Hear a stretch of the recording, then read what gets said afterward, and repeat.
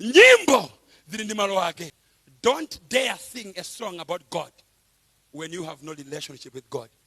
Ndizilo anthu akuti nyimbo yakuti Yesu andikonda ine amatero maiziwe ena chifukwa chuluka nzeru ati azama kwambiri ndophunzira nyimbo ndakumati Yesu andikondane amatelo mbukumo Yesu andi atabangali arenjeti zvintu banga masiku anoto kamukuni banga mukangwena kuti Yesu andi muzoni nyimbo ija yasinthiratu zimene imachita ikuti Yesu andikonda chifera pompo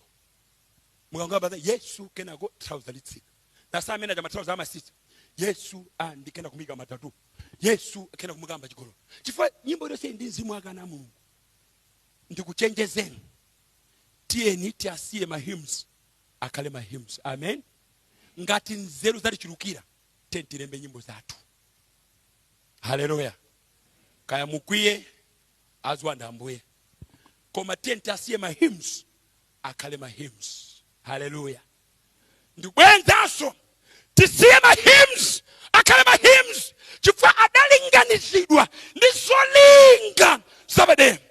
kuno kutwalo komanso Malawi yense imvani ishi masiku tikukhalawa ndi ovuta kwambiri tikangopanda kulola mawu a Mulungu akhale mkati mwathu chikhazikikire ndi kumachulukira komanso ndi nzeru yonse masiku a Satana ayendesa moyo wathu kutere ku nyimbo zikukondedwazo anthu sakukonda uthengawo koma ubongo wa munthu naturally olopanda Yesu umakonda nyimbo